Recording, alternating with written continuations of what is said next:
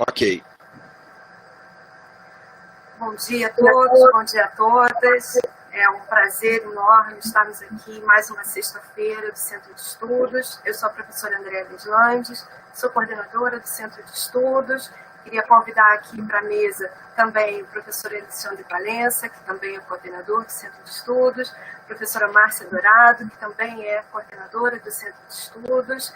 E nós estamos em mais uma semana muito especial, por ser uma semana, a Semana do Cérebro, a Semana da Consciência do Cérebro e da consciência dos estudos em neurociência, e nesse sentido também, num momento tão difícil em relação à pandemia, um momento tão delicado de sobrecarga dos nossos sistemas, e a gente tem então hoje aqui um momento para que a gente possa falar sobre o estilo de vida durante a pandemia, o que nós aprendemos com essa pandemia, o que nós estamos aprendendo e o que nós podemos fazer nesse período para tentar melhorar um pouco, principalmente, a nossa saúde mental. E nada melhor do que termos aqui, então, o professor Felipe Schuch. O professor Felipe Schuch é professor adjunto da Universidade Federal de Santa Maria, é um professor que é conhecido internacionalmente por seus estudos, principalmente na área de estilo de vida, exercício físico, mas também nutrição. Então, tem uma série de estudos, uma colaboração vasta, internacional. É um professor que foi o nosso orgulho no ano passado de ser um dos 20 brasileiros que estava citado nas listas dos pesquisadores mais citados no mundo da Web of Science. Então, para nós é um prazer e é uma honra muito grande ter você aqui conosco, professor Felipe Schuch.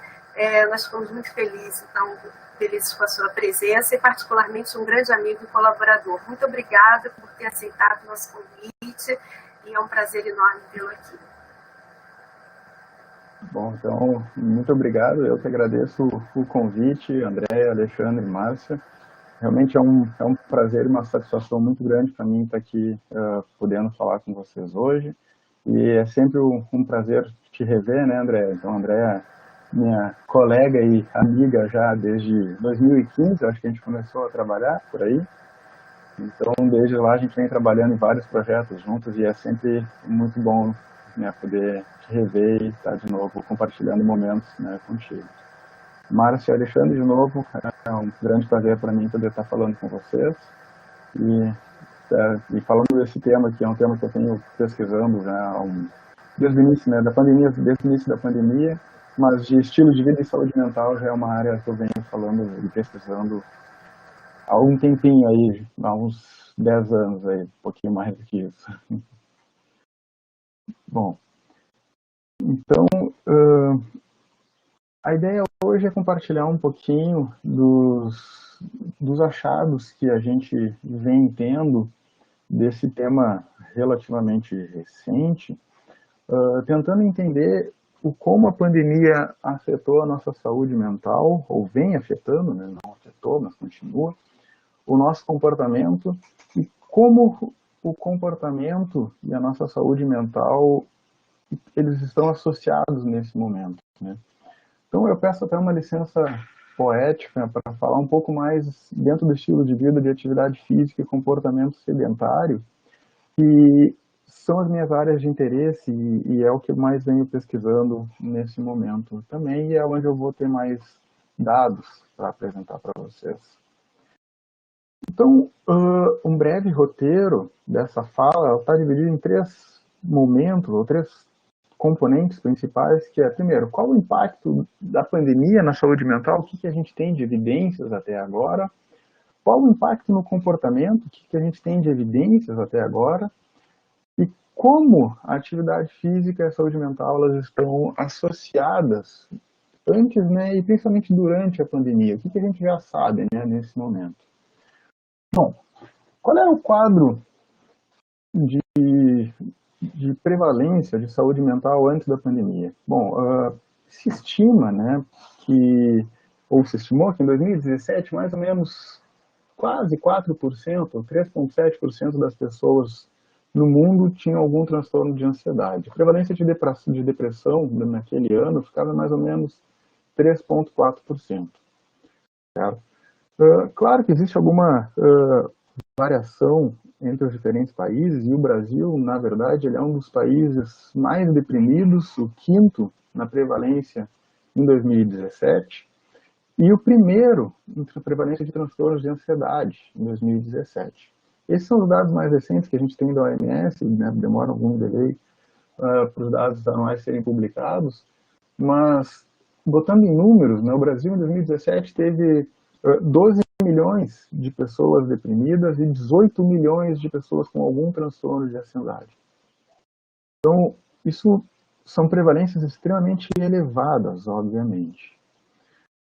Bom, quando a gente vai olhar para a prevalência de sintomas depressivos, eu vou explicar para vocês porque eu estou traçando esse paralelo, a prevalência de pessoas que experimentavam, por exemplo, altos níveis de sintomas depressivos avaliados através de pontos de corte, né, de alguns instrumentos de screening. Então, a pessoa respondia a um questionário autorreportado, e naquele questionário ela tinha, né, um determinado score, que não é uma avaliação diagnóstica clínica, né, o quanto a pessoa está se sentindo triste ou com alguns sintomas naquele período, geralmente anterior, mas ele não é confirmado por uma avaliação qualitativa e avaliativa de um clínico ou de um psiquiatra treinado para fazer o diagnóstico. Quando a gente olha a prevalência de sintomas em níveis populacionais, essa meta-análise é uma das mais recentes que eu achei, de 2014, já um pouquinho antiguinha. A prevalência de pessoas com sintomas depressivos aumentados até então era de aproximadamente 14%. Então, óbvio, quando a gente vai para o diagnóstico, que é algo mais refinado, a prevalência ela é muito menor, porque tem uma interpretação, uma necessidade não só de ter os sintomas, mas também deles trazerem algum prejuízo, e isso necessita de uma avaliação clínica, né? Bom, o que acontece durante a pandemia? A gente está já bem ciente, acho que muitos de nós já experimentamos, e além de já, né, ter estudado, o quanto a pandemia e como a pandemia ela vem afetando a nossa saúde mental. Obviamente, o medo de se contaminar ou o medo de contaminar os outros, o aumento de consumo de substâncias em geral, obviamente as consequências laborativas, né, a perda de emprego ou a perda do ambiente, da convivência do ambiente de trabalho com os colegas, o isolamento social, né, nos privando de situações sociais com pessoas com as quais a gente gosta, o bombardeamento de informações estressoras ou potencialmente estressoras. Então, hoje a gente liga o jornal e não tem outra notícia, enfim, e é assim que é, infelizmente.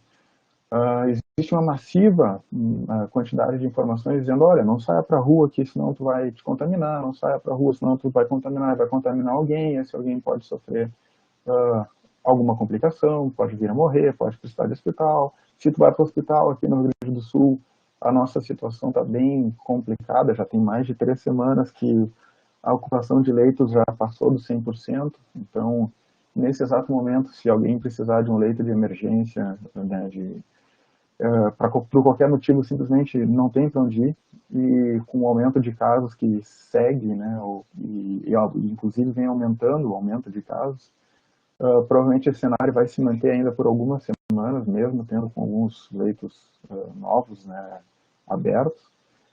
Então, todos esses cenários, eles contribuem para uma carga emocional estressora muito grande. Existe um estresse, obviamente, muito forte associado por todos esses motivos, além, é claro, pelo luto por quem já perdeu ou por quem está precisando de atendimento em estado crítico, né, em função das complicações da contaminação por coronavírus. E a gente sabe, o que a gente espera nesse momento é que em pessoas com transtornos mentais, ou seja, aquelas pessoas que já tinham diagnóstico antes, é esperado um agravamento dos sintomas.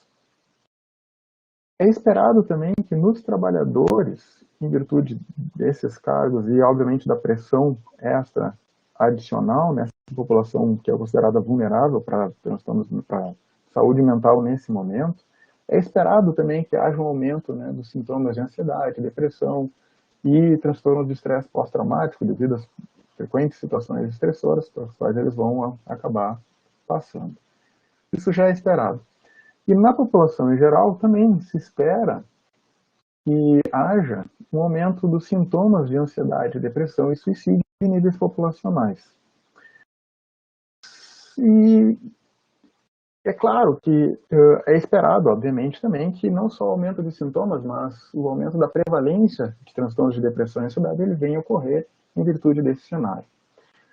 Para piorar um pouquinho mais, o que a gente sabe até então é que muitos dos serviços de atendimento de saúde mental, eles vêm tendo seu funcionamento parcial ou completamente reduzido, né?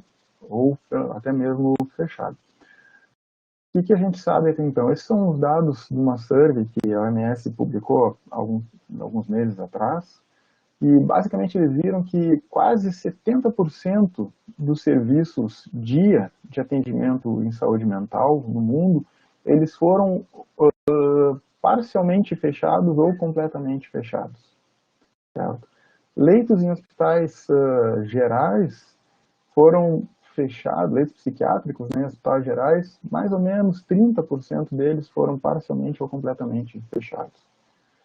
Bom, somando esse impacto desse estresse adicional que a gente tem do coronavírus, de toda a situação que o isolamento e as complicações do coronavírus trazem, somado a falta ou a diminuição substancial nas possibilidades de atendimento, e aqui a gente está falando principalmente dos atendimentos, né, em serviços, mas obviamente de serviços de hospitalares ou de atenção primária, né,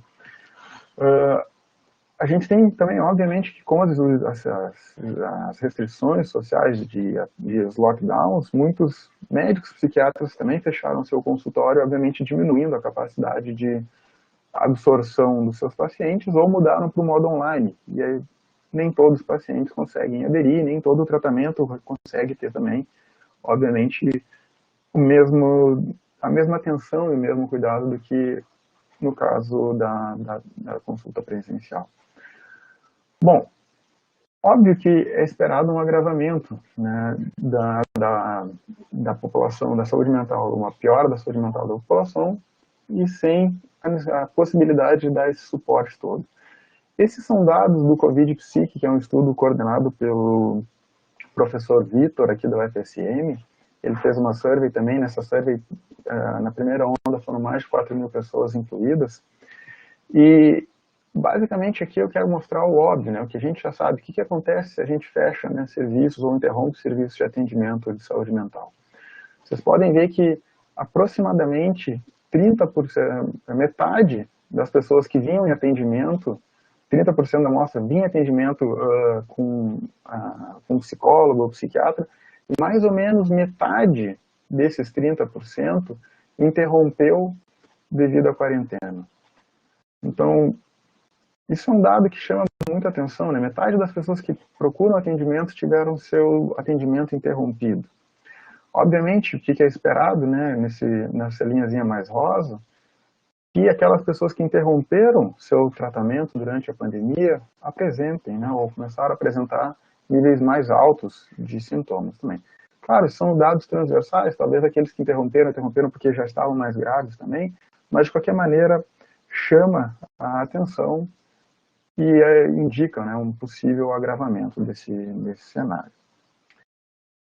Bom, o que aconteceu, então, o que vem acontecendo, né, em relação à saúde mental?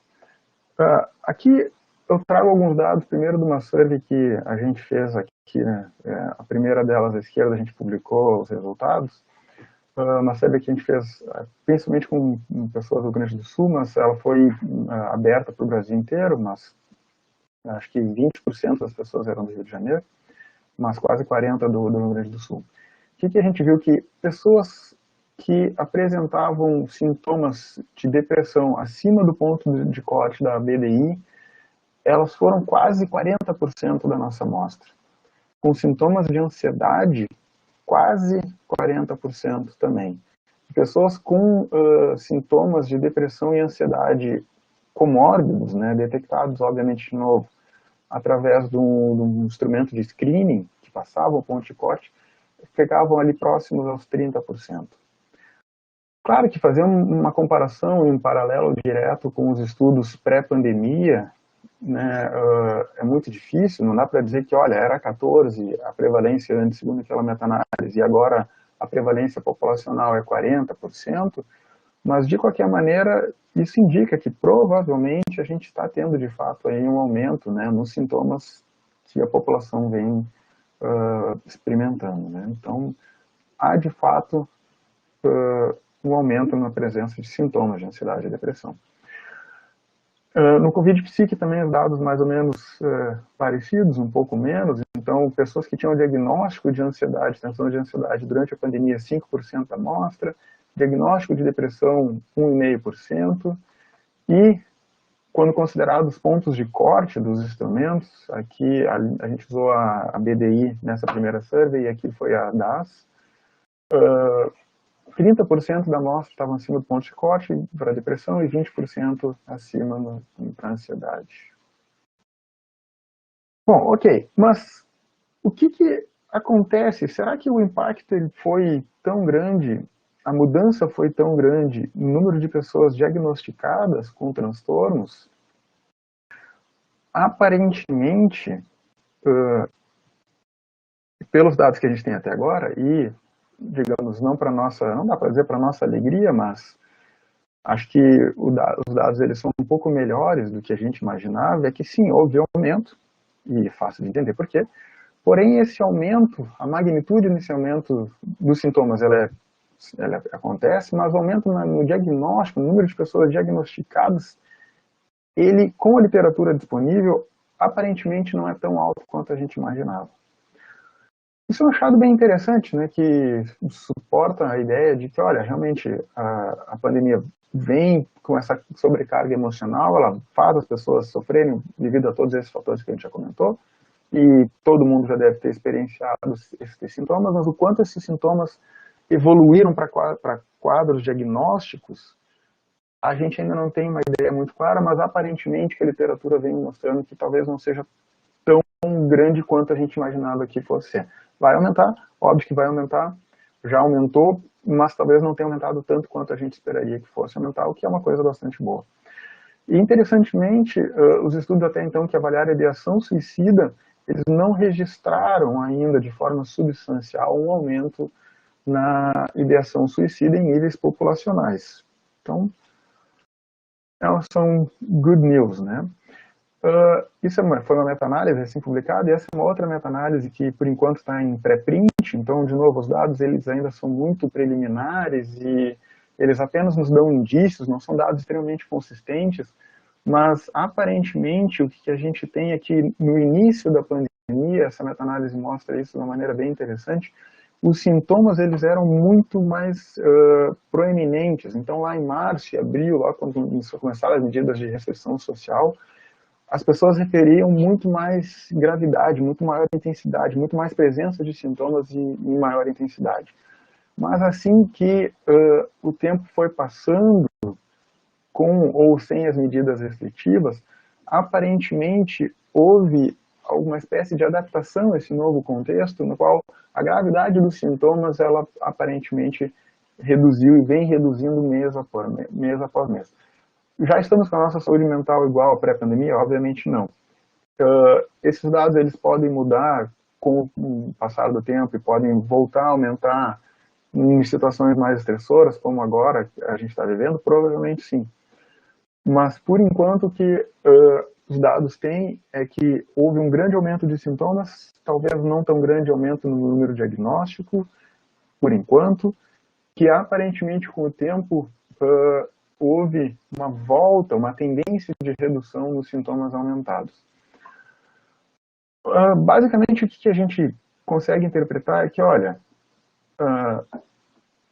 sim, a pandemia afeta a nossa saúde mental, mas aparentemente nós somos resilientes até um certo ponto. Até quando a gente vai conseguir ser resiliente? É uma boa pergunta. Quanto tempo a gente vai conseguir suportar essa sobrecarga emocional aumentada sem que haja um grande aumento na prevalência, uma grande incidência de transtornos mentais? A gente ainda não sabe. E provavelmente a gente vai acabar sabendo com o passar do tempo, né? Agora com novas medidas restritivas, aqui em Porto Alegre, de novo, está completamente tudo fechado e, obviamente, isso afeta o nosso comportamento, como a gente vai discutir depois, e provavelmente a gente vai ter um impacto maior. Claro que a gente tem que ter cuidado também ao interpretar esses achados, é que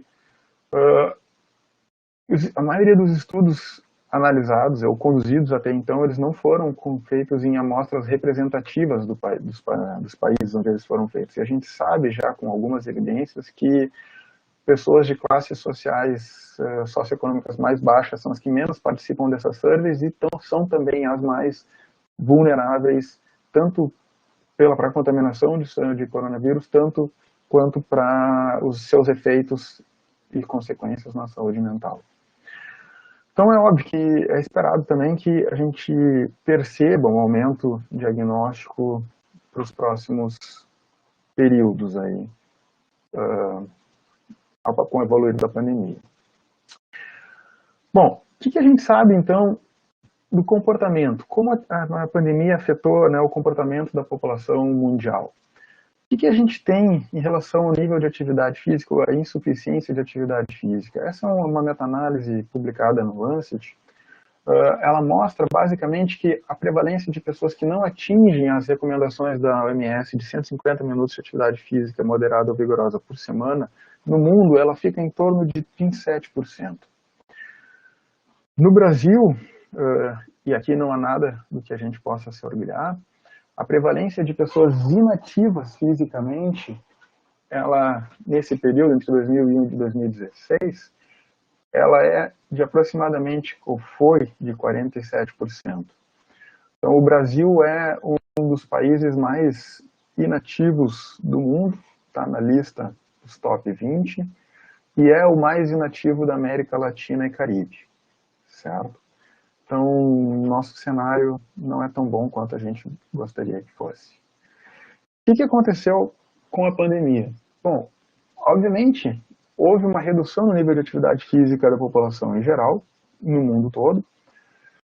Isso é bastante consistente, essa é uma revisão que a gente tenta sumarizar a evidência disponível até então. Ela foi publicada ainda no ano passado, mas obviamente ela já está completamente desatualizada, porque o número de surveys que são publicados por mês ou quase que por dia nesse tópico, né, tanto de saúde mental quanto de comportamento, é muito grande, né? Mas o que a gente conseguiu observar é que a grande maioria dos estudos reporta uma grande diminuição no nível de atividade física, independentemente do país. Todos basicamente diminuíram. Nem todos diminuíram na mesma magnitude. Isso é algo bem interessante. Por exemplo, isso não é dado de artigo, mas é um dado do Fitbit, no blog deles que eles publicaram. Qual foi o impacto da pandemia, né, no número de passos dados na população mundial? Então, o Brasil diminuiu aproximadamente 15% na sua média diária de passos. Em alguns outros países, a Inglaterra 9%, ali a Espanha 38%, a Alemanha 11%. Claro que, de novo, né, esses são dados, não são avaliados cientificamente, não tem aqui nenhum controle, né, por sexo, por idade, por nada desse tipo de informação, não são dados ajustados, são dados brutos, mas de qualquer maneira eles revelam, todos os países ali, houve uma diminuição no número de passos dados durante o período. Essa variação é importante e alguns dos fatores que nos fazem tentar entender como funcionou, o que afetou a atividade física na população durante a pandemia. Nesse estudo aqui que a gente fez também, uma survey, a gente repetiu exatamente as mesmas questões aqui no Brasil, e eu já vou mostrar para vocês. Numa amostra britânica, houve uma redução ali substancial no número de minutos gastos por dia em atividade física, porém, lá nesse período, aproximadamente 75% da população, pelo menos da nossa amostra, né, conseguia atingir as recomendações da OMS. A média de minutos gastos lá em atividade física moderada e intensa ficou em quase 90 minutos ali. Isso, né, por dia. Claro, depois a gente pode questionar o quanto esse instrumento ele é preciso para reportar essa informação, mas a gente vai fazer um comparativo agora no paralelo com os dados brasileiros. E então isso ressalta, né, o quanto de fato vem mudando o comportamento. Essa é uma survey que a professora André, inclusive, está traduzindo, eu peço que vocês não reproduzem, não copiem os dados ainda. A mudança de comportamento aqui no Brasil, antes e durante a pandemia, né, ela também aconteceu de maneira bem substancial. Então, o número de pessoas que reportaram nessa survey estar gastando mais de 8 horas por dia em comportamento sedentário era de aproximadamente 15% antes da pandemia e subiu para 35%, 36% depois da pandemia. O número de tempo de minutos gastos em atividade física moderada ou intensa antes da pandemia, quase 90 minutos, caiu para ali próximo a 70, certo? Nesse estudo, que é o que eu comentei anterior, que é o que usou os mesmos questionários, as mesmas questões da survey britânica, a gente viu que no Brasil houve uma redução de aproximadamente 60% do tempo gasto em atividade física moderada ou vigorosa, e um aumento de 40% no tempo gasto em comportamento sedentário. A mediana de tempo gasto em comportamento sedentário na nossa survey, ela ficou em 10 horas por dia. 10 horas por dia em comportamento sedentário. E a gente já vai ver qual é a importância disso. Quando comparados ao tempo gasto em atividade física moderada ou vigorosa com a corte britânica, durante a pandemia os brasileiros gastavam mais ou menos ali 60 minutos de atividade física moderada ou vigorosa por dia. Os britânicos estavam lá próximos a 90 minutos. E claro que não dá para dizer que é um único fator, mas um dos fatores provavelmente que deve ter contribuído para essa diferença substancial no tempo gasto em comportamento em atividade física é que durante o lockdown na Inglaterra o governo disse, olha, vocês podem sair para fazer compras, vocês podem sair para buscar atendimento médico ou para ir na farmácia, enfim, para as necessidades de subsistência, e também vocês podem sair para correr na rua, uma vez por dia. Aqui no Brasil não houve simplesmente nenhuma recomendação governamental ou de alguma sociedade no primeiro momento dizendo, olha, vocês podem sair para a rua para se exercitar ou para fazer alguma coisa. Claro que, de novo, são amostras diferentes, são países e culturas diferentes, mas de qualquer maneira, uma diferença de meia hora por dia na mediana de um estudo é algo que talvez nos indique que, olha, a gente tem que cuidar, sim, obviamente, com o vírus, as medidas restritivas são importantes, mas também a gente tem que pensar de alguma forma de manter essas pessoas em casa fazendo alguma atividade física, se mantendo um pouco mais ativas. Interessantemente, né, as pessoas que mais mudaram seu comportamento na nossa survey, aquelas que mais diminuíram o nível de atividade física e aumentaram de comportamento sedentário, foram os jovens, solteiros, trabalhadores e, obviamente, aqueles que autorreportaram ter algum transtorno mental prévio, né? Então, não foram os mais idosos que diminuíram, não foram os adultos de meia idade, mas sim os mais jovens e aqueles que, obviamente, trabalhavam também, deixaram de muitas vezes fazer atividade física como forma de locomoção ou durante o trabalho, propriamente dito, e acabaram reportando menor nível de atividade física. Bom, o que isso tem a ver, então? Qual a relação, qual a associação entre esses dois fatores? Essa é uma meta-review que a gente publicou no ano passado, onde a gente sumariza a evidência disponível de estudos de corte e também de estudos de randomização mendeliana, tentando estabelecer relações causais entre fatores do estilo de vida e saúde mental. O que a gente tem até então na literatura disponível?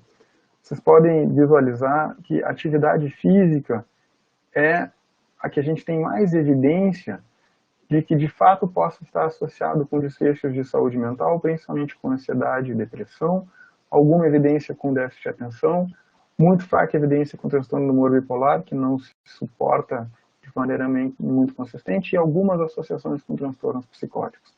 E é aqui que a gente vai, então, falar um pouquinho mais. Bom, o que a gente sabia antes da pandemia?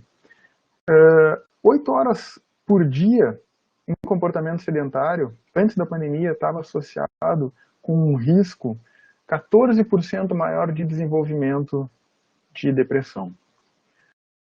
Similarmente, Aqui eles não fizeram com esse ponto de corte de 8 horas, mas essa meta-análise também mostra claramente que o comportamento sedentário está longitudinalmente associado com incidência de ansiedade. Então, estudos longitudinais também mostram que pessoas que gastam mais horas em comportamento sedentário têm um risco maior de apresentar sintomas de diagnóstico de transtornos de ansiedade e de depressão com o passar do tempo.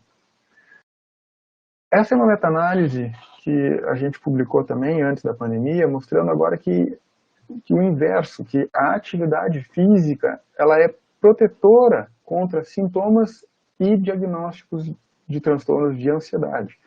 Pessoas fisicamente mais ativas têm mais ou menos 25% menos risco de desenvolver algum transtorno de ansiedade com o passar do tempo. Aqui, esse estudo ele foi feito só com cortes, com estudos longitudinais, com estudos de corte, nas quais foram excluídas todas as pessoas que tinham transtornos de ansiedade no início do estudo, só esses estudos então foram incluídos.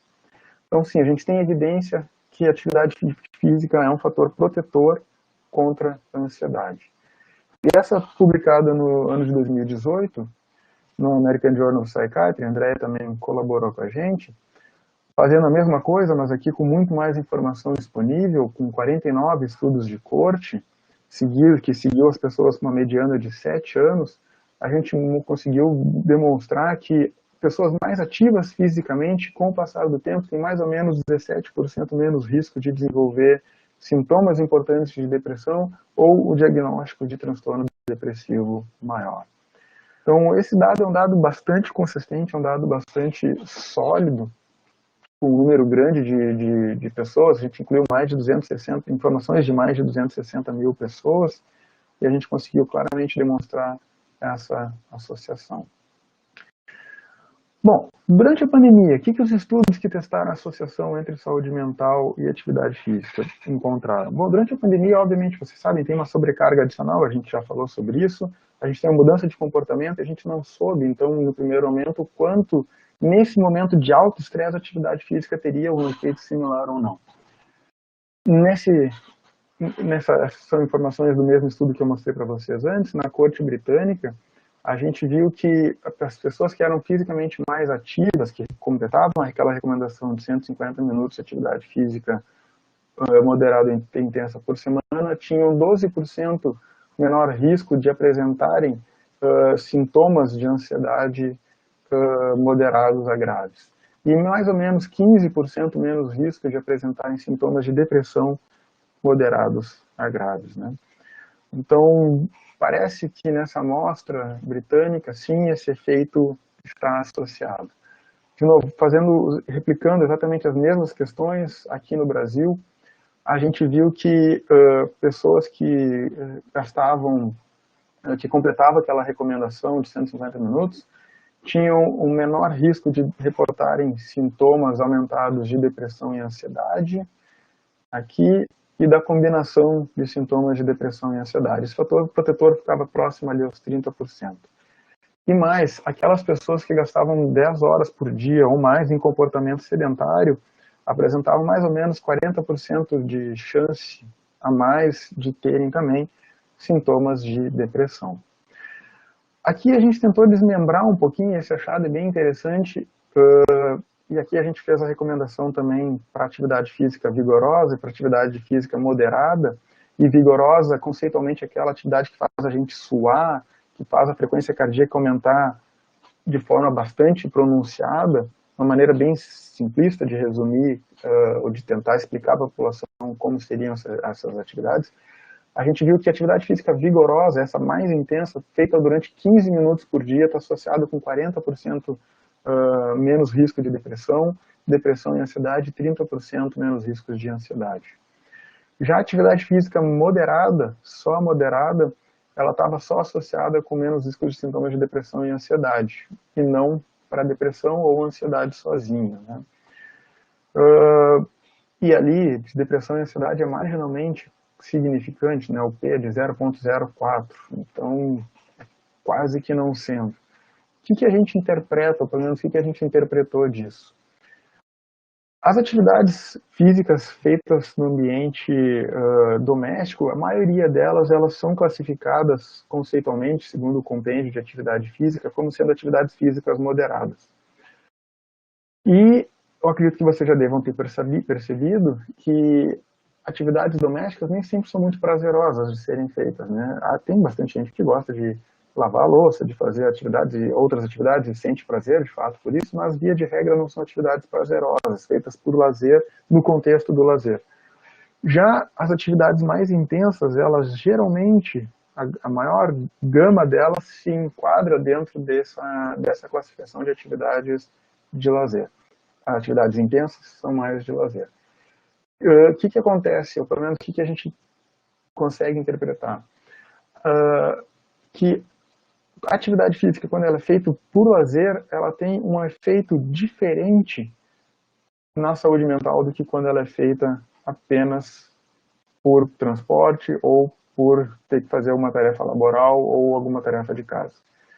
E esses achados, eles são suportados, e aqui esse dado também não está publicado, eu peço que ainda não falem, e não tirem foto e não divulguem, por favor. Essas são informações do estudo da corte do ELSA, o ELSA Brasil, que é uma corte de servidores, né, maioria funcionários de universidades e hospital. E aqui a gente avaliou a importância do domínio. Aqui não foi durante a pandemia, mas tentando justificar e entender os nossos achados durante a pandemia, é que a atividade física, quando ela é feita no contexto de lazer, ela está muito mais associada, independentemente do volume semanal, com uma menor presença, com menor risco de transtornos mentais, do que quando ela é feita por transporte. Vocês podem ver que aqui, a atividade de transporte, ela só está associada com a menor prevalência de depressão nos volumes entre 60 e 120 minutos por semana. Já a atividade física de lazer, tanto volumes mais baixos, mais moderados, ou até mesmo volumes mais altos, estão associados com menor risco de depressão, ansiedade e depressão e ansiedade. E transporte, atividade física, tempo gasto de atividade física por transporte não está associado com menor prevalência de transtornos de ansiedade e nem de ansiedade e depressão comórbidos, né?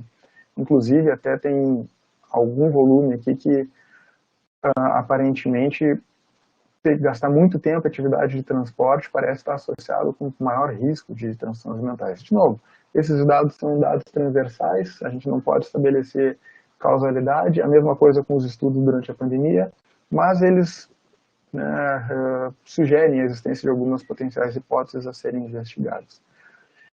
E isso talvez seja possível de ser explicado porque, ou através da teoria da autodeterminação, na qual as atividades nas quais a gente faz ou com automotivação, ou faz por prazer, faz porque gosta, são aquelas que mais promovem autonomia, ou que estão associadas com autonomia, a competência e pertencimento, são aquelas que mais geram bem-estar. Segundo essa teoria, uma teoria usada para explicar a motivação humana, nós nos motivamos para fazer atividades nas quais nós nos sentimos competentes, nos sentimos autônomos e que façam nos sentir como sendo pertencente a algum grupo. E ao alcançar esses objetivos, existe uma promoção de bem-estar maior e diferente do que uma atividade feita por algum outro motivo. Basicamente, o que a gente tem visto na área mais recentemente é que nem toda atividade física é igual, mas sim que aquela atividade física que é feita por prazer, o efeito dela é diferente na saúde mental. E a cardiologia agora tem também achado algumas informações bastante parecidas, vendo que o efeito protetor da atividade física ela é diferente quando a atividade física é feita por lazer do que quando é feita por trabalho ou quando é feita como um meio de transporte apenas. Bom, esse é um dos mecanismos pelos quais a gente explica os nossos achados, e indo já para a parte final da minha fala, para não me estender muito, existem alguns outros mecanismos e eu queria discutir quais são os que a gente acredita que sejam mais importantes durante a pandemia, né? E é interessante que a pandemia ela nos fez repensar e trazer uma importância diferente para essas explicações. Antes da pandemia, esse motivo que eu vou falar agora, ele era deixado geralmente um pouco mais lá para o final da discussão, mais lá para, até tem também esse fator. Mas agora a gente acabou de perceber o quão importante é a distração. A gente tem recebido informações massivas, como eu já disse, sobre coronavírus, número de mortes, falta de leito, pessoas mal, pessoas, né, indo a óbito, e políticas equivocadas em todos os níveis, e brigas políticas, enfim, por toda essa carga estressora, ela parece sim agravar a nossa saúde mental. E o que é interessante, o estudo seminal, né, um dos estudos mais importantes aqui, pioneiros nessa área, digamos assim, é esse do Bark e Morgan. Eles mostram que só o fato da pessoa estar se distraindo já pode ter um efeito positivo, talvez não na melhor, mas pelo menos evitando a redução, evitando a piora da saúde mental. Quando a gente está se exercitando, principalmente se exercitando por lazer, a probabilidade da qual a gente se distraia, ou fique pelo menos pensando em alguma coisa, não pelo menos ruminando em alguns pensamentos negativos, ela aumenta. Então, só o fato de fazer atividade física e pensar em alguma coisa que não seja essa carga emocional e essa pressão emocional constante já pode ajudar a aliviar um pouco os nossos sintomas de ansiedade e depressão. Um outro fator que talvez ajude a explicar é que a prática de atividade física durante a pandemia, algumas vezes ela pode se dar de forma virtual. Muitos profissionais de saúde modificaram a sua forma de atendimento, trazendo informações constantes para os seus alunos, ou até fazendo videochamadas para instruir e orientar virtualmente durante a pandemia. Para quem está isolado, pode ser uma forma de interação social bastante importante que pode acabar tendo também algum papel e explicando porque a atividade física pode ajudar a saúde mental. Esses dois fatores são fatores inespecíficos, não são necessariamente voltados ao exercício. Se a gente tiver uma interação social com alguma pessoa, mesmo que seja virtualmente em outro contexto, pode ter o mesmo benefício, mas, de qualquer maneira, pode acontecer junto também da sessão. Também a gente tem evidência que a atividade física e o exercício físico, eles são capazes de melhorar a qualidade do sono. Então, a gente sabe também o quanto o sono está associado bidirecionalmente com transtornos mentais. Então, problemas de sono, eles podem levar a uma maior incidência de transtornos mentais e, obviamente, os transtornos mentais, eles também, e os próprios sintomas de ansiedade e depressão também estão associados, né, com piora da qualidade do sono. O exercício, aparentemente, ele pode ajudar a amenizar um pouco e fazer esse ciclo vicioso se quebrar, ou pelo menos ser atenuado em algum grau, melhorando a qualidade do sono, diminuindo a gravidade dos sintomas também. Outros fatores, aqui um pouco mais específicos, né, relacionados ao exercício, mostram que o exercício é capaz de aumentar os níveis séricos, né, e plasmáticos também de BDNF. O BDNF é uma neurotrofina responsável até então pelo amadurecimento e regeneração neuronal. Então, uma pessoa ao se exercitar, ela acaba promovendo uma liberação de BDNF e esse marcador ele acaba nos ajudando a entender o que está acontecendo em níveis de regeneração neuronal. Claro que, de novo, é um marcador periférico, mas ele nos indica que potencialmente pode estar acelerando o processo de regeneração e maturação neuronal no sistema nervoso. O exercício aparentemente aumenta os níveis desse marcador. Então, a gente sabe também que o exercício ele tem um papel bastante importante no sistema inflamatório. A depressão hoje, e os transtornos mentais, não só a depressão, o transtorno bipolar também, o Fábio Kapinski vem fazendo vários estudos há muitos anos nesse tópico, enfim, muito interessante. E esquizofrenia também, a gente sabe que pacientes com transtornos mentais têm um perfil inflamatório diferente, eles parecem estar no estado mais inflamado. E o exercício é muito interessante porque agudamente ele promove um estado pró-inflamatório, ele causa dano celular, dano tecidual, principalmente no tecido muscular, obviamente, mas existe automaticamente uma resposta anti-inflamatória para amenizar ou para combater essa nova inflamação. E aparentemente essa ativação do sistema inflamatório de forma aguda, quando cronicizada com o treinamento, parece ser também ou se tornar mais eficiente. Então, apesar do exercício na hora promover um estado pró-inflamatório, com o treinamento, parece que existe uma melhora da defesa inflamatória, uma resposta mais rápida, havendo uma maior liberação desses marcadores anti-inflamatórios também. E, obviamente, se tu está com uma pessoa com perfil inflamado e tu consegue, de alguma maneira, fazer uma upregulation nesse sistema, fazer com que haja uma liberação de marcadores anti-inflamatórios, talvez isso possa explicar um pouco desse efeito antidepressivo do exercício.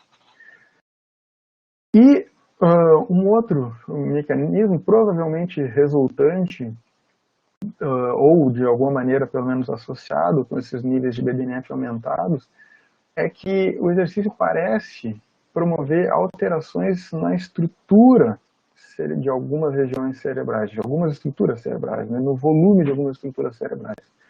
Essa é uma meta-análise que a gente fez em 2017, na qual a gente mostra que estudos, ensaios clínicos randomizados, fazendo intervenções com exercício físico, parecem promover aumentos no volume do hipocampo, principalmente do hipocampo esquerdo. Não me pergunta por que o direito não apareceu também, ou porque só o esquerdo apareceu, né, então, talvez alguém pudesse dizer, não, os estudos, os ensaios clínicos são estudos curtos ali, a maioria deles ficava entre 2 e 3 meses, mas enfim, existe alguma evidência, inclusive em pacientes com esquizofrenia, que é tipo exercício físico promove alteração nessas estruturas, no volume dessas estruturas cerebrais, significativamente no hipocampo esquerdo. Então parece que, né, a gente sabe que alguns transtornos mentais, eles estão associados com alterações volumétricas em algumas estruturas, né, a gente sabe que depressão, por exemplo, pessoas com depressão têm menor volume do hipocampo, e talvez o exercício possa estar associado, essa melhora dos sintomas, de alguma maneira com essa alteração no volume dessas regiões, certo? Essa é uma meta-análise que a gente publicou em 2016, também com a colaboração da Andrea, onde a gente tentou ver em pessoas com depressão quais eram os fatores associados com o efeito do exercício. O que a gente viu? Que agudamente o exercício parece promover aumento de hormônio do crescimento, nada de novo, aumento de copeptina, de peptídeo atrial natriurético e de cerebral natriurético, mas cronicamente o que a gente viu é um aumento de forma substancial, aumento de copeptina, aumento da ativação total da frequência média total e diminuição de marcadores de estresse oxidativo, principalmente TBARS. O que tem de interessante é que muitas vezes as pessoas, Felipe, então o que causa a melhora do exercício, né, a melhora dos sintomas depressivos e de ansiedade pelo exercício são as endorfinas, né, principalmente a beta-endorfina. A gente faz exercício e sente endorfinado, e é isso que melhora da depressão. E a mídia comprou fortemente isso, essa informação é fortemente divulgada, só que é bem interessante que até então a gente não tem simplesmente nenhum estudo, peço licença para caso tenha sido publicado algum na semana passada, mas não existe nenhum estudo em pessoas com transtornos mentais mostrando que a endorfina de fato é o hormônio que está associado com essa melhora dos sintomas. Na verdade, a liberação aguda de endorfina, ela parece estar muito associada com um efeito agudo de bem-estar. Então, ou de pelo menos de analgesia, né, e de euforia, mas a gente não sabe o quanto cronicamente, com uma sessão de exercício, com várias sessões de exercício, de fato se é a endorfina que explica esse efeito antidepressivo. Então, agudamente parece que ela tem um efeito, sim, ela promove um estado de analgesia, de euforia, mas cronicamente a gente não pode dizer que ela, simplesmente porque a gente não tem evidência suficiente para isso. Bom, já que a gente está falando de atividade física durante a pandemia,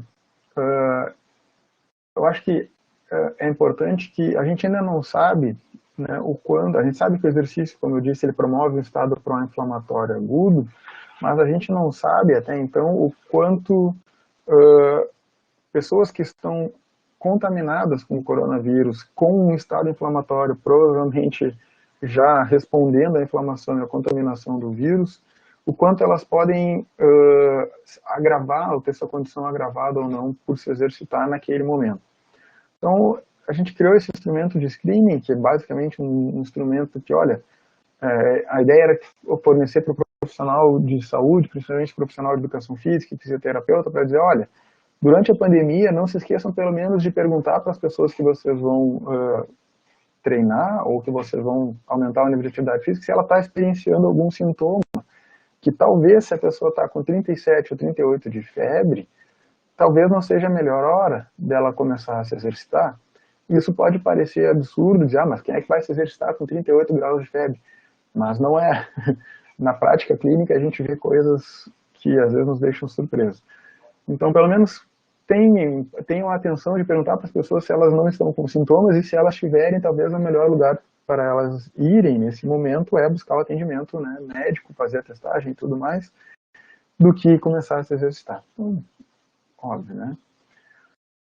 Bom, finalizando então as take-home messages, a gente viu então que em nível populacional, sim, a gente tem de novo, né, marcadamente um aumento de sintomas de ansiedade e depressão, e evolutivamente isso é bom, né? A gente acredita que, de certa forma, esses sintomas eles existem, segundo algumas teorias evolutivas, para nos proteger de nos expormos mais ao ambiente, então a gente fica mais recluso, mais triste, um pouco mais com medo. Realmente o medo ele acaba evitando com que a gente se exponha um pouco mais, mas a gente ainda não tem ideia da real magnitude na incidência, né, de pessoas com novos transtornos. Provavelmente vai aumentar, mas o quanto isso vai aumentar a gente ainda não sabe.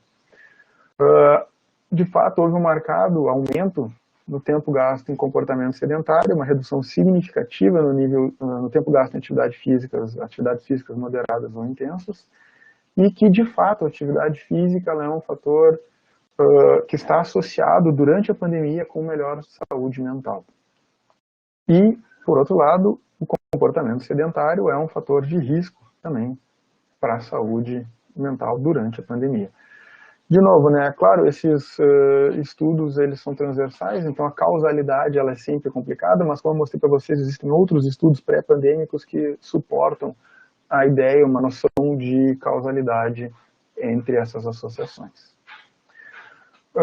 Umas recomendações gerais práticas, né? Então, durante a pandemia, pensem que diminuir o tempo de comportamento sedentário é a primeira estratégia mais simples que a gente pode fazer e que a gente tem a fazer, e para isso todo passo conta, qualquer hora a menos gasta em comportamento sedentário por dia pode vir a ajudar a reduzir o impacto na saúde mental, nesse aumento de sintomas que a gente tem. Então, mesmo sessões curtas, né, de atividade física, elas podem ser importantes. E a melhor atividade, geralmente, é aquela que a gente mais se identifica, é melhor e mais gosta, ou pelo menos mais sente prazer e vontade de fazer. E essa provavelmente é aquela que vai te trazer mais benefícios, principalmente durante a pandemia. Essa é uma pirâmide do movimento, pirâmide de atividade física do governo Flemish, que é uma região na Bélgica, que meu colega David Van Kamport, né, na verdade, eu peguei emprestado, entre aspas, dele esse slide, ele obviamente concordou. Eles fizeram essa proposta de que, olha, como regra de vida, tentem sempre diminuir o tempo em comportamento sedentário, tentem se levantar a cada 30 minutos, que durante o dia, todo e qualquer passo extra que for dado, ele é útil, ele é importante, ele deve ser feito. Incluam todo dia atividades físicas leves, algumas vezes na semana atividades físicas moderadas, e com uma frequência menor, de preferência 2 ou 3 vezes na semana, ou pelo menos uma vez por semana, né? A pirâmide é um pouco mais flexível, diz, olha, pelo menos uma vez na semana tente fazer alguma atividade um pouco mais intensa. Então, a gente viu que durante a pandemia, as sessões de 15 minutos mais intensas, elas podem ser boas. Então, de repente, olha, não precisa gastar 1 hora fazendo, né, a tua bicicleta, que e só depois disso tu vai ter benefício. Não, talvez 15 minutos, sessões breves, elas já podem trazer um benefício aliviando, né, potencialmente os sintomas de transtornos mentais. Eu queria convidar a todos que estão assistindo para participar ainda desse estudo que a gente está fazendo. O COFIT tem a intenção de ser o maior estudo de saúde mental durante a pandemia. Nesse momento, a gente tem informações coletadas de mais de 124 mil pessoas em mais de 70 países em todos os continentes. Aqui no Brasil são 5 mil participantes, mas a gente está tentando ainda aumentar a nossa amostra para conseguir entender com mais afinco, com mais clareza e com maior precisão exatamente quais são os efeitos que essa pandemia vem tendo, como a gente vem lidando com ela nas suas diferentes fases e momentos da pandemia, certo? Quem quiser participar, então, www.cofit.com, é co-fit.com, e o instrumento foi todo traduzido. Tem outros 3 colegas participando da pesquisa aqui no Brasil, né, comigo. Nós somos o centro coordenador, o professor André Brunoni, o professor Ari Gadelha e a professora Samira Vavassori. Sempre gosto de deixar meus agradecimentos para os meus colegas, obviamente para a professora Andréa, que infelizmente não pode nos acompanhar até então, André Adão, André Heissel, Brandon Stubbs, Dave Van Campfort, Joe Fuck, Marcelo Fleck, meu prezado e querido ex-orientador de mestrado e doutorado, e o Phil Ward, Simon Rosenbaum e o Vitor Palegar, da FSM também, que ajudaram total ou parcialmente com esses dados que eu estou apresentando para vocês aqui hoje. Então, deixo aqui meu contato, meu e-mail, o Instagram do meu grupo de pesquisa e meu Twitter, e uma fotinho com meus alunos. Até então, que essa foto não é de agora, essa foto é de 2 anos atrás. Infelizmente, agora, o nosso grupo vai voltar com as reuniões virtuais a partir da primeira semana de abril. E quem quiser, pode nos acompanhar. Então, muito obrigado a todos. Espero que tenham aproveitado. Bom, quero agradecer, parabenizar o professor Felipe Schutt pela brilhante apresentação, né? Uma apresentação muito rica, complexa, que fala sobre várias facetas dessa questão, né, da saúde mental na pandemia.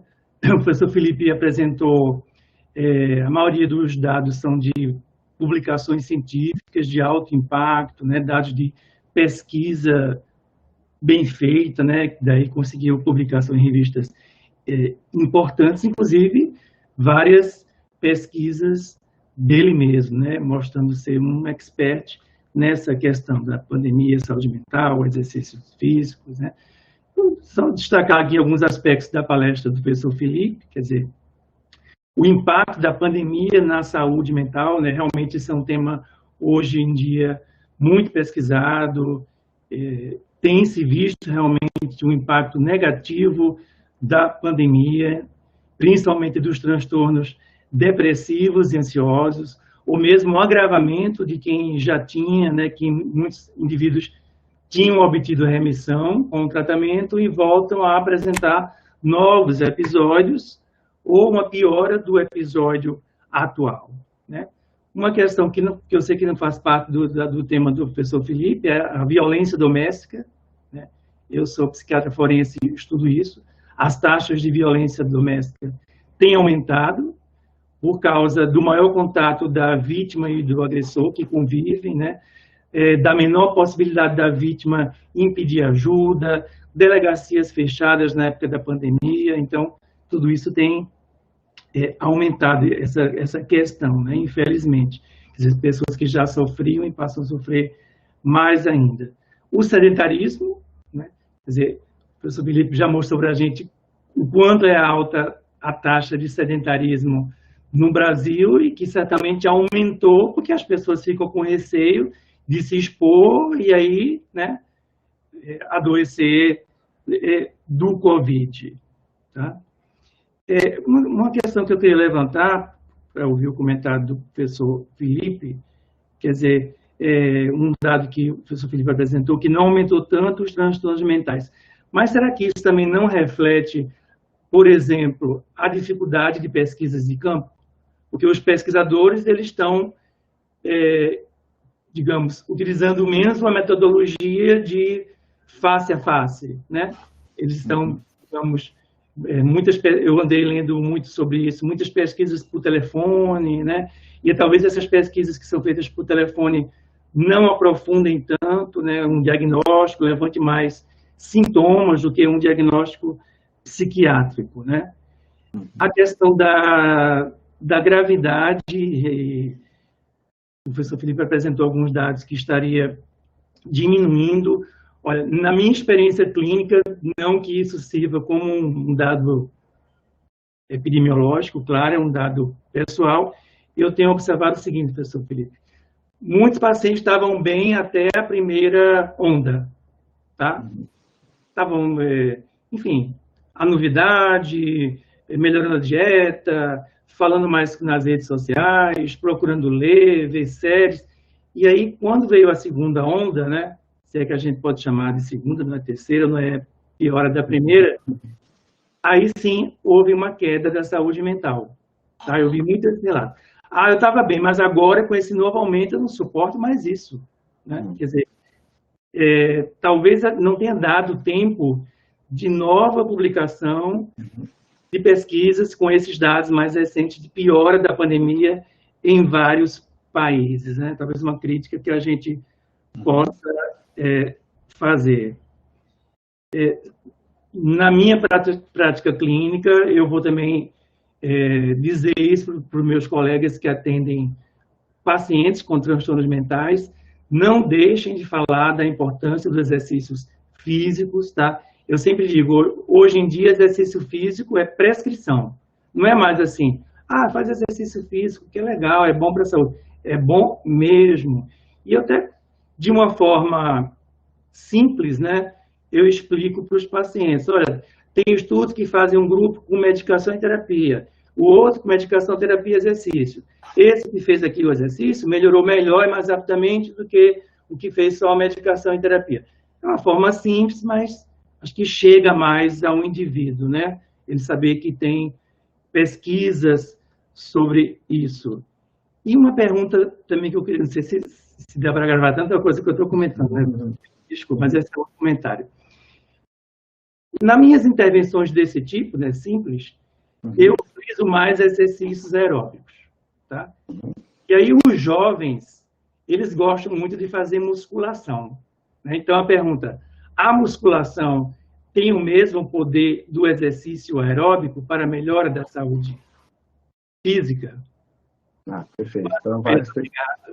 Então, eu que agradeço, muito boas as perguntas. Acho que vou tentar responder a primeira.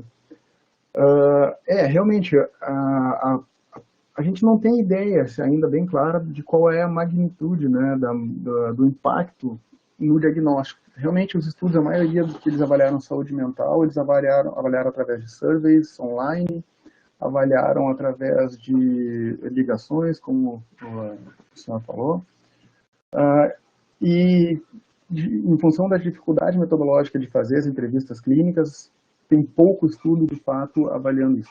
Os dados que a gente tem até então foram de mudanças de registros de atendimento em alguns países, como Noruega, Dinamarca, só que lá também, em alguns países, também alguns serviços foram fechados.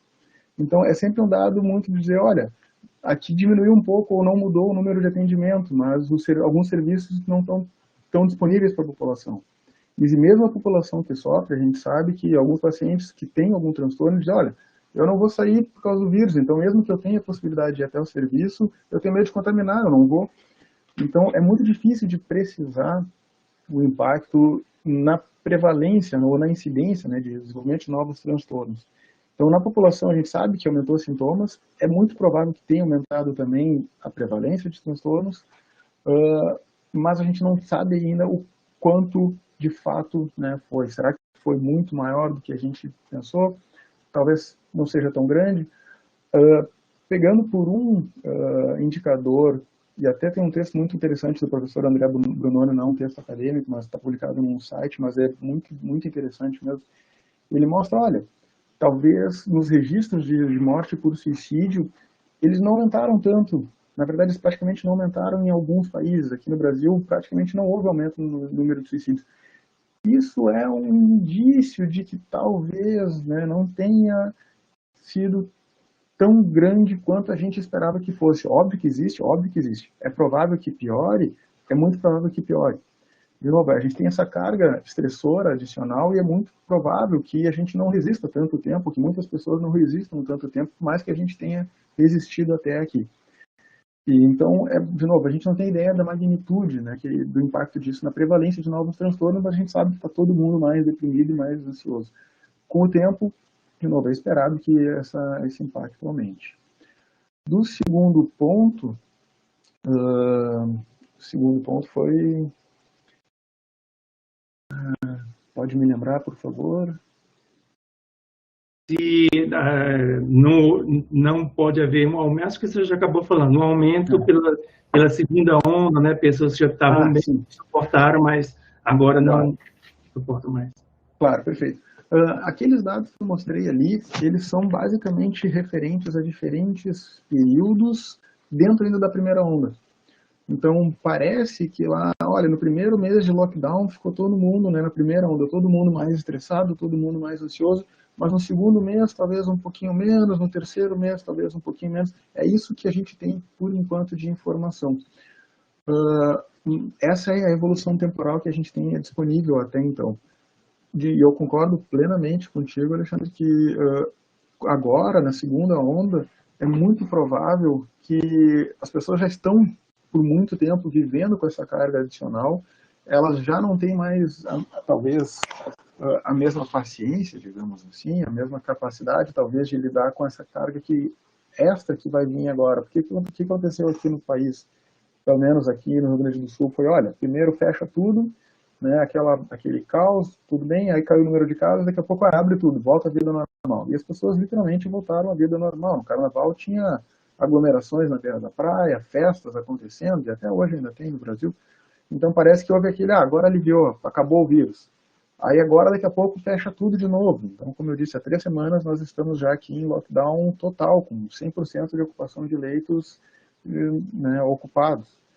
Então, agora, como é que as pessoas vão lidar de novo com esse novo fechamento? Como é que isso vai impactar a saúde mental? Será que as pessoas vão ter a mesma resiliência, a mesma capacidade de lidar com esse novo contexto? Talvez não.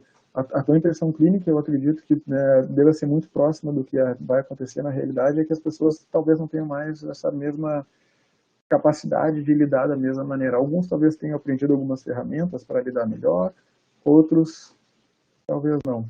Então, a gente ainda tem que esperar por novos dados para saber realmente qual vai ser, né, o impacto que essa segunda onda, que esse segundo fechamento, se é que a gente pode chamar de segunda, né, terceira, ou um alongamento da primeira, de fato vai ter na saúde mental. Nessa área, né, a gente está sempre, não nessa área, mas na ciência, a gente está sempre correndo um pouco atrás, né, então está lá o fato acontecendo e depois está indo lá a gente tentando entender o como, o porquê que aquela coisa está acontecendo, mas primeiro acontece, então é isso que a gente tem, isso que tem acontecido agora. Então, a pergunta que, né, que fica é quanto a gente vai conseguir ainda lidar com essa situação por muito mais tempo, a gente não sabe. Bom, do exercício aeróbico e do anaeróbico, isso é interessante, a gente tem uma meta-análise de 2016 mostrando que o exercício misto, um combinado aeróbico e anaeróbico, e o aeróbico eles são mais eficazes. Porém, algumas meta-análises mais recentes, tem uma de 2018 do Matthew Herring, que é um americano, na verdade ele é islandês, ele publicou a meta-análise avaliando os efeitos do treinamento de força nos sintomas depressivos e uma outra nos sintomas de ansiedade, olhando só para estudo de ensaio clínico randomizado, avaliando os efeitos, né, do exercício de força, única e exclusivamente.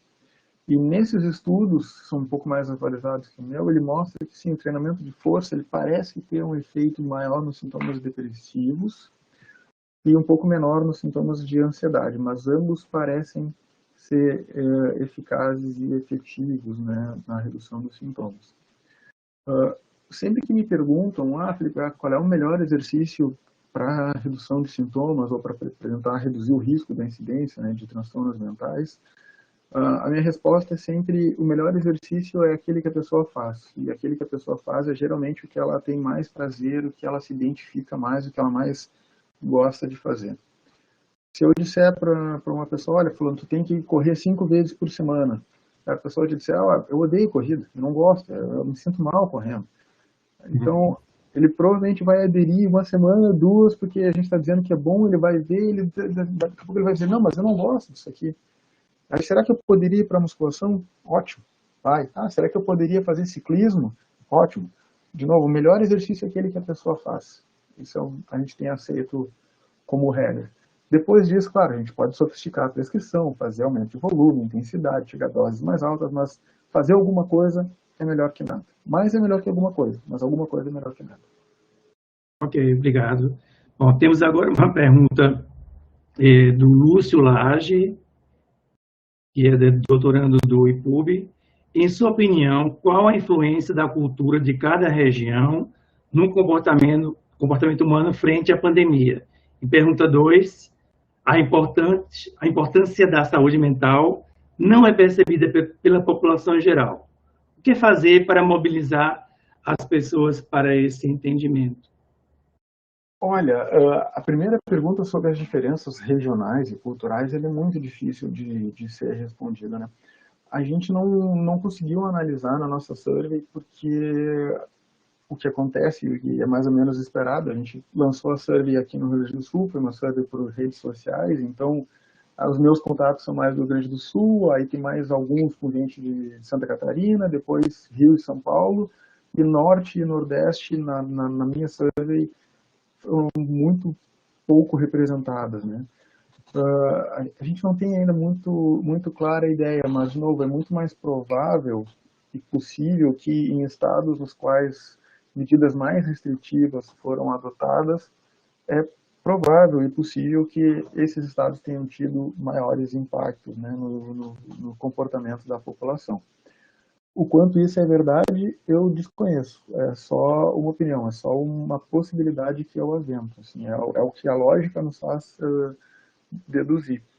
Mas faltam estudos ainda, né? Mobilizar as pessoas, também ele perguntou. Como? Como mobilizar as pessoas para o entendimento do exercício como importante.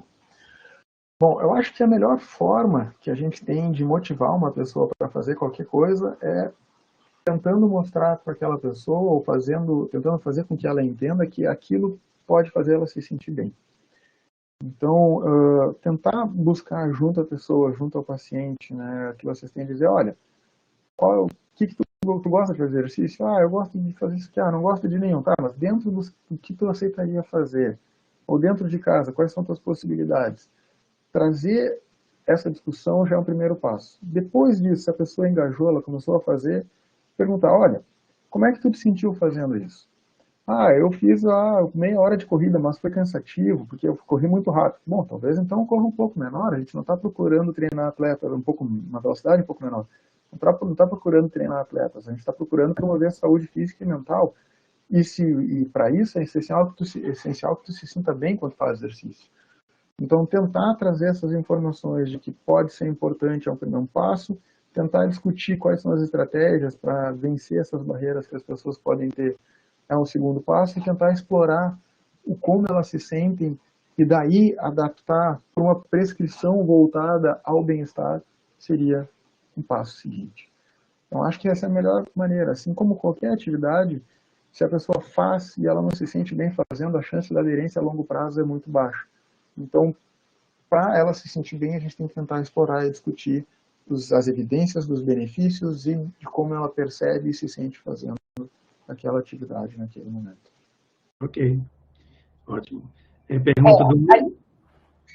Eu queria só aproveitar, Alexandre, que ele está falando sobre isso, né, sobre o que a gente deveria fazer. Em primeiro lugar, parabéns, Felipe, pela excelente palestra. E não só uma palestra, mas eu acho que vai de encontro aos estudos mundiais. Saiu agora na Lancet in Psychiatry, mês passado, um editorial sobre saúde mental na pandemia, e falando também um pouco de exercício físico e do agravamento, né, dos transtornos mentais, não apenas do desencadeamento, mas dos transtornos. E eu fiquei muito impressionada quando você apresentou um dado sobre a inatividade brasileira pré-pandemia, né? E aí eu fico pensando, né, que como é complicado a gente preconizar exercícios, prescrever, né, exercícios físicos quando você tem todo esse dado, né, que é surpreendente numa população que a gente imagina que esteja, né, com um alto grau de exercício físico antes da pandemia. Para mim, particularmente, exercício físico é que nem escovar o dente, né? Você tem que fazer. Mas a grande maioria, pelo seu dado, não. E aí eu fico imaginando que realmente, né, se a gente tem uma parcela da população né, que já era inativa pré-pandemia, como é difícil conscientizar essa população agora nesse momento tão difícil. Você tem dados sobre por que o brasileiro é tão inativo assim? Não, assim, eu não tenho informações sobre os motivos, né, dos quais a prevalência de inatividade física é tão alta aqui no Brasil. Existe, obviamente, uma certa variação nos diferentes países. Aí a gente vê que em alguns países mais pobres, principalmente os países de... O Brasil é um país de média e alta renda, né, na classificação do Banco Mundial. A gente às vezes pensa, não, o Brasil é um país pobre. Não, o Brasil é um país muito rico, muito mal distribuído. Na classificação do Banco Mundial, a gente é um dos... logo abaixo dos ricos, nós estamos ali. Mas nos países mais pobres, e muitas vezes associado à falta de meios de transporte, pega os países da África, ali a gente tem os níveis mais altos de atividade física, né? Então, obviamente, tem uma questão toda estrutural que influencia nos diferentes países. No Brasil, é difícil de entender assim, quais são os fatores, mas, por incrível que pareça, a atividade física aqui no país, ela é, de certo modo, elitizada, né? Não só no país, no mundo, mas aqui no Brasil também, de certo modo, acontece isso. Você vai para uma academia, por exemplo, as academias, elas aqui em Porto Alegre, elas oscilam de valor, mas é difícil achar menos de 150, 200 reais por mês. Então, isso para uma população que recebe um salário mínimo, muitas vezes se torna um tanto quanto inacessível. O salário mínimo é R$1.000, a pessoa tem que pagar a luz, comida, aluguel e R$200 só da academia. Geralmente acaba gerando uma barreira adicional para que a população de classe mais baixa tenha acesso. Aí tu vai me dizer, não, Felipe, mas a atividade física ela pode ser feita em qualquer lugar, não precisa gastar dinheiro. Não, é verdade.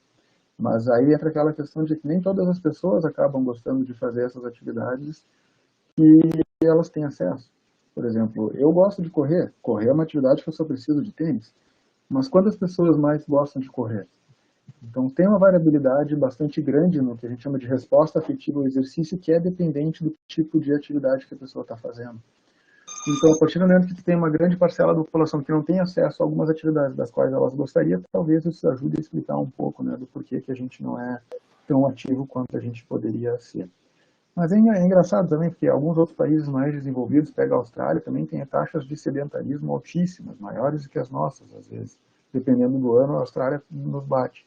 E a gente sempre tem aquela ideia de que não, a Austrália é o país do surfista, é o país das montanhas, todo mundo lá é super ativo. E em nível populacional, não é bem assim. Então, a inatividade física é um comportamento extremamente complexo, né, de ser entendido, multifacetado, tem toda a parte da informação e da mídia que pode ajudar ou atrapalhar na promoção de atividade física, tem a resposta afetiva, tem incentivo governamental. Em alguns países, por exemplo, agora na Austrália e na Alemanha, eles vão começar a implantar sistemas de recompensa dos planos de saúde para pessoas fazerem atividade física. Então, assim, olha, se tu tem um plano de saúde, mas tu está registrado lá numa academia que é credenciada, em vez de pagar R$200 por mês, tu paga 100. Então, óbvio que isso, plano de saúde aqui no Brasil, todo mundo tem. Se tu fizer uma proposta dessa, é muito provável que tu tenha um aumento do nível de atividade física que possa refletir, né, em nível populacional também. Então, de novo, é um fenômeno muito complexo de ser entendido, e a gente ainda não sabe muito bem assim, quais são todos os determinantes da atividade física. Mas, de qualquer maneira, campanhas em geral elas têm que ser promovidas e a gente tem que tentar entender um pouco mais como mudar esse cenário aqui. Ok. Vamos continuar aqui com as perguntas que vêm da web, né? Uma pergunta do Jonathan Santos. É possível entender os impactos da pandemia sobre a saúde física e mental da população, sem considerar a sua gravidade, que é temporal e geograficamente heterogênea, como variável interveniente? Qual a sua visão sobre esse aspecto? O que a gente faz nesses estudos, geralmente, é controlar pelo maior número de covariáveis que possam estar trazendo alguma heterogeneidade para o nosso achado. Então, os estudos, a gente faz esses ajustes, as análises que eu apresentei para vocês, elas consideram, então, o fator socioeconômico, considera a idade, considera sexo. Então, isso é o que a gente tenta fazer para controlar e isso é o que, academicamente, a gente faz para tentar entender de uma forma mais clara quais são esses fatores e como eles impactam os nossos achados. Naquela meta-análise que eu apresentei ali do American Journal of Psychiatry, ali a gente fez análises ajustadas e explorou das mais diversas maneiras possíveis. A gente tinha um monte de estudo, então conseguiu fazer várias análises. E o que a gente viu ali naquela meta-análise que, independentemente da localização geográfica na qual o estudo foi conduzido, da faixa etária na qual o estudo foi conduzido, no percentual de mulheres, né, que tinha em cada uma das amostras, esse efeito ele foi significativo e basicamente constante. Teve uma heterogeneidade moderada na nossa análise principal, mas quando a gente explorou esses fatores, basicamente ele persistiu significativo com magnitudes muito parecidas ou muito próximas nesses diferentes domínios. Então, durante a pandemia, a gente tenta coletar o maior número de informações possíveis, mas, assim como em qualquer estudo, muitas vezes a gente tem difícil de coletar todas as informações que podem, de fato, impactar naquele desfecho ou naquele fator associado. Então, violência doméstica e familiar, como o Alexandre muito bem ressaltou, a gente não coletou essa informação. Isso seria uma variável de ajuste. A gente coletou a presença de doenças crônicas, mas não de incapacidade, por exemplo. Incapacidade a gente sabe que está associada tanto com atividade física quanto com o transtorno mental. Outras questões culturais, locais, é muito difícil também da gente conseguir avaliar e computar e entender nessas surveys, porque também a gente pensa, olha, a gente vai tentar entender tudo, legal, e quando vê a survey tem 400 questões, a pessoa chega lá na 150, ela diz, não aguento mais troço, chega, fechei a página ali, tu perdeu tudo. Então, em ciência, a gente sempre tenta conciliar o máximo possível para captar o máximo possível de informações dentro de uma maneira na qual a gente ainda consiga captar a informação tendo qualidade. Então, a gente tenta coletar o maior número de informações que sejam precisas, acuradas e que a gente ainda consiga, de fato, fazer a coleta propriamente dita. Ok, obrigado. Tem uma pergunta aqui do José Vinícius Alves Ferreira. O que os estudos apontam sobre a relação entre nível de atividade física pré-pandemia e nível de atividade física durante a pandemia? Os indivíduos ativos tendem a se manter ativos durante a pandemia? Isso é bem interessante. Assim, em nível populacional, a maior parte das pessoas, eu não acabei não mostrando esse dado, mas a maior parte das pessoas que eram ativas, elas se mantiveram de alguma forma ativas, certo? O que a gente encontrou na nossa survey ali? Que mais ou menos 6% das pessoas aumentaram o seu nível de atividade física durante a pandemia. Então, tem aquele grupo minoritário de pessoas que diziam, olha, eu não fazia nada antes, talvez porque eu não tinha tempo, talvez porque eu não achava importante, mas agora, né, a minha vida mudou um pouco, talvez agora eu vou dedicar um tempo para isso. Então, sim, a gente teve ali 6% de pessoas que aumentaram o nível de atividade física, não faziam nada antes e começaram a fazer durante a pandemia. Que também vai, né, de encontro ao que o Alexandre comentou ali, não, alguns pacientes não faziam, de repente não começaram a se sentir bem, começaram a se sentir melhor na primeira onda porque teve essa mudança. 40% das pessoas, elas faziam antes e se mantiveram fazendo na nossa amostra.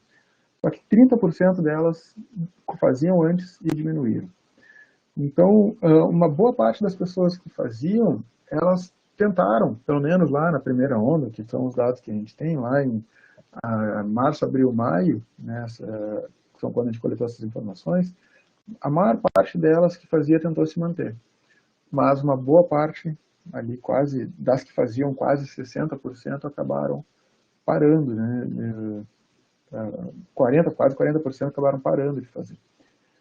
Então, de novo, em nível populacional, o que a gente viu até então é que, sim, houve uma diminuição no tempo total gasto em atividade física e aumento no tempo de comportamento sedentário. E um outro ponto que eu acabei não ressaltando, mas que eu acho que eles têm uma importância, é que a atividade física e comportamento sedentário, elas são dois fatores de risco independentes para doenças mentais e para doenças cardiovasculares e mortalidade em geral. O que eu quero dizer com isso? O que eu quero dizer com isso é que, olha, se eu faço lá meus 15, 20 minutos por dia de atividade física moderada, eu estou diminuindo o meu risco quando em comparação a não fazer nada de atividade física. Mas, se eu faço 20 minutos ou meia hora por dia de atividade física moderada e intensa e passo 10 horas por dia na frente do computador, sentado, eu estou aumentando o meu risco pelo sedentarismo. Então, são dois fatores de risco independentes. Que nem assim, tu fuma ou não fuma, é um fator de risco. Se tu fuma e é inativo, tu tem dois fatores de risco. Se tu fuma e tu é inativo e tu gasta muito tempo em comportamento sedentário, tu tem três fatores de risco.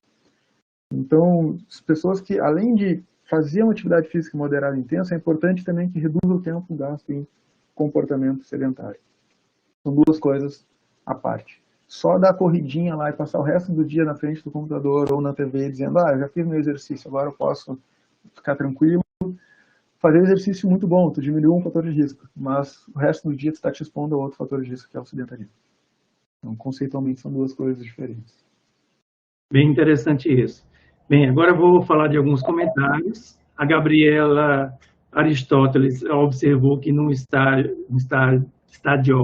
Newton Santos aumentou o número de pessoas fazendo exercício, ela mora perto lá, ela ficou contente por conta disso. A Bela Stan fala que o professor João Bento Torres, do ICB da UFPA, ressalta que o exercício físico feito em áreas verdes teria ligação direta com a regulação do humor, bem como outros benefícios quanto aos aspectos mentais. O professor Felipe queria comentar? Não sei. Essa é uma área que tem surgido mais recentemente, né, do quanto os fatores ambientais eles podem trazer efeitos adicionais à prática do exercício. E aparentemente sim, aparentemente fazer exercício em área verde, não só por não ter os fatores poluentes, mas também por ter uma landscape agradável, né, de ter uma vista boa, ou pelo menos não tão feia quanto um prédio, uma rua, parece ter um efeito adicional. E isso vai um pouco, né, na mesma linha desses achados do quanto a atividade física feita por lazer ou feita com a ideia de fazer a gente se sentir bem, ela pode ser diferentemente associada, né? Então é diferente tu correr na Avenida Paulista, por exemplo, com milhões de carros e pessoas, do que tu correr numa área verde, num parque mais tranquilo, tu consegue olhar uma vista, né, sem ter medo de ser atropelado, por exemplo. Então tem esses fatores que contribuem certamente para uma melhor saúde mental. Darcy Diniz comentou que percebe-se que algumas pessoas buscaram melhorar sua qualidade de vida, alimentação, melhor prática da atividade física e valorização da interação social. Acho que o professor Felipe já falou sobre isso, né? Daiane Lima, é nítido o aumento durante a pandemia de casos de obesidade. Talvez o professor Felipe possa comentar, realmente isso é uma questão que tem a ver, né, com... Eu gostaria de comentar, professor Felipe. Eu não acompanhei ainda esses estudos em relação ao aumento de peso durante a pandemia. Eu vi alguma coisa mostrando aí algum aumento importante, mas não é uma área que eu acabei me apropriando ainda, né, com afinco para dizer a magnitude dessa mudança. Mas hábitos alimentares, com certeza, eles também foram modificados. E aqui é interessante também que algumas pesquisas durante a pandemia mostraram que algumas pessoas melhoraram seus hábitos alimentares, passaram a comer mais em casa, passaram a cozinhar, diferente da atividade física, que teve um aumento de 6% na nossa survey de pessoas que começaram a fazer, né, atividade física. Parece que nos hábitos alimentares teve uma mudança um pouco mais expressiva. Só que, claro, né, tu vem junto das mudanças de hábitos alimentares aí com o consumo de substâncias, vem, né, com álcool, por exemplo, e álcool, obviamente, ele é bastante calórico, e somado ao aumento do tempo de comportamento sedentário, o impacto no peso, né, provavelmente ele vai ocorrer também. Bom, muitos elogios aqui. Jonathan Santos, parabéns, professor Felipe, excelente palestra. Dani Lima, muito produtiva palestra. Kátia Jag, excelente contribuição. Helena Moraes, palestra maravilhosa, como sempre, inspiração para nós pesquisadores. Ana Paula Sena, adorei a palestra. Ana Macedo, excelente apresentação. Ana Lia, parabéns pela explanação do tema. Kátia Jag fala a verdade, quem já segurou um ano já está com algum distúrbio mental. Olha aí, experiência. a Cátia já com essa opinião. Celina Mandarino, minha colega de residência. Oi, Celina, prazer em te encontrar aqui. O desgaste emocional está muito grande. As vivências de lutos repetidos provavelmente estão contribuindo fortemente, além, é claro, das contradições nas informações transmitidas pelas várias mídias. Isso seria interessante o professor Felipe comentar, né? É interessante, né, que a pandemia ela tem sido discutida e vista em diferentes perspectivas, né? E é claro que tem toda a questão política que se dá e isso influencia do quanto a mídia vai falar ou não e da forma com a qual ela vai falar ou não. De qualquer maneira, né, a questão que a gente vem enfrentando ela é única e extremamente peculiar. E a questão também é que a gente ainda não sabe muito bem como reportar, porque ao mesmo tempo que a gente fica, olha, tudo bem, a mídia não tem que falar tanto, não tem que botar tanta pressão, mas, né, dizer toda hora que tá tendo casos, tá faltando leito, tá não sei, né, tá tendo maior número de pessoas infectadas, mas ao mesmo tempo, se a gente para de falar, se a mídia para de falar isso, as pessoas pensam, acabou a pandemia, não precisamos mais nos cuidar. E como faz para achar um meio termo, assim, de, olha, as pessoas têm que saber que o perigo continua, que ele existe, que todo mundo tem que se cuidar, sem causar esse excesso, né, essa informação massiva que vai, ao mesmo tempo, afetar a saúde mental da população. É uma equação, acho que, muito complicada, né? De qualquer maneira, eu acho que com o evoluir da pandemia, de novo, a tendência é que o quadro se agrave e a nossa saúde acabe sofrendo mais com isso, né?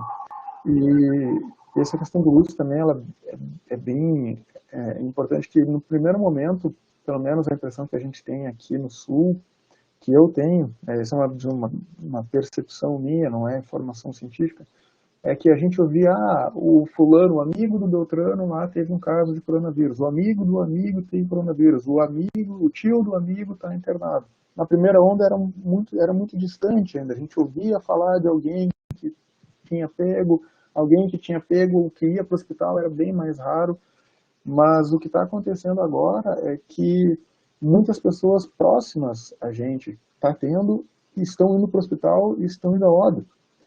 E isso, obviamente, aumenta a pressão, né, que essas informações e o impacto que elas vão ter na gente. Agora a gente sabe de amigos, tios, familiares, eu, inclusive já perdi um tio-avô, que estão contaminando e, né, indo a óbito. E óbvio que o impacto disso é muito diferente de dizer, olha, o primo do fulano lá, o tio do Beltrano está lá no hospital. Então, por isso eu digo, acho que o impacto dessa segunda onda, ele provavelmente vai ser muito maior na saúde mental do que a gente teve na primeira onda, que já foi, de novo, um impacto bastante grande nos sintomas. E agora, provavelmente, também nos diagnósticos isso deva extrapolar ainda mais. Então, complicado. Perfeito. Bárbara Trotti, pessoas que até então se consideravam saudáveis, narram a experiência pela primeira vez de sintomas de depressão e ansiedade, entre outras questões. Verdade, Bárbara, também tenho essa experiência na minha clínica. E uma última pergunta da Bela Stam, e sobre um público bem específico. Crianças. Há estudos sobre isso, sobre essa relação da pandemia com a saúde mental das crianças? Tem, bem menos do que em adultos. Alguns estudos, depende mais da faixa etária, eu li 2, né? Eu li que crianças ali conseguiam ter mais acesso aos pais, algumas delas tiveram saúde mental positiva, né? Melhoraram alguns aspectos de saúde mental por ter mais questões de cuidado, né? Por estar mais próximo, de novo, ao pai, ter mais o pai e a mãe mais presente. Mas o aspecto negativo é que a perda da socialização com as outras crianças, ela é influente. Parece que no primeiro momento as crianças, olha, estou mais em casa, estou mais com meus pais, estou um pouco mais no videogame, parece que não foi tão grande o impacto. Mas a médio e longo prazo é que a gente vai poder perceber qual é o real impacto que a gente vai ter nos diferentes aspectos da vida, né, dessa criança. Agora a gente estava fazendo uma survey, a gente completou agora há pouquinho, em mães que tiveram filho durante a pandemia, para ver quais eram as oportunidades de desenvolvimento motor que elas deram nesses meses iniciais. E a gente está curioso para saber como é que as mães vão lidar com isso, porque a escola ela é geralmente o local na qual a criança vai ter mais experiências motoras. É lá onde ela vai experimentar mais as atividades físicas, é lá onde ela começa a correr com os amigos, é lá onde ela vai ter lá o professor, né, instruindo. E agora isso não tem mais. E como é que vai se dar o desenvolvimento motor dessas crianças? A gente ainda não sabe. E qual vai ser o impacto dessa falta dessas atividades nessa faixa etária no futuro delas como pessoas, como adultos saudáveis? A gente sabe que pessoas que praticavam atividade física têm um histórico e uma visão positiva da atividade física durante a sua adolescência, são aquelas que tendem a continuar fazendo exercício mais adiante. Se as crianças não têm mais essa vivência agora, como vai se dar essa relação, o que vai acontecer em relação à prática de atividade física no futuro, né? Se a gente já tem taxas de inatividade física agora, quando as pessoas vivenciaram, nem sempre uma vivência positiva, é verdade, mas tiveram alguma, e quando comparado agora as crianças que não vão ter, né, ou que não tiveram essa vivência, né, nesse período. Então, é tudo muito novo, tudo muito difícil ainda, né? E todas as pesquisas também, elas têm seus problemas, como eu disse, elas são pesquisas às vezes transversais, a gente não consegue dizer o que causa o quê, mas sim que as coisas estão juntas. A gente nem sempre consegue coletar todas as informações que a gente gostaria, e a maioria das vezes, praticamente todas, a gente está confiando no autorrelato da pessoa, o que é geralmente a percepção da pessoa sobre como ela se sente enquanto ela faz, o que não necessariamente reflete de forma curada e precisa, que é o que de fato ela faz e de como de fato ela possa estar sentindo de uma maneira mais global, né?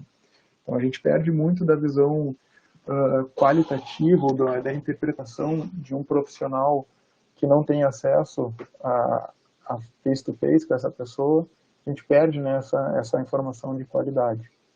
Então a gente confia de novo muito no autorrelato e algumas coisas que talvez não sejam exatamente tão precisas quanto a gente gostaria. Então medir esse impacto ele é muito difícil, né? Mas parece uma certa variabilidade. Bom, então eu queria agradecer novamente ao professor Felipe, que nos brindou aí com uma excelente apresentação, né, com muito aprendizado para todos nós. Também quero anunciar o nosso próximo centro de estudos, que é Capacidade Decisória na Doença de Alzheimer, com a professora Márcia Dourado, que também é coordenadora do centro de estudos. Então, eu quero desejar um ótimo final de semana ao professor Felipe, a todos que estão aqui nos assistindo, e declaro encerrada a sessão.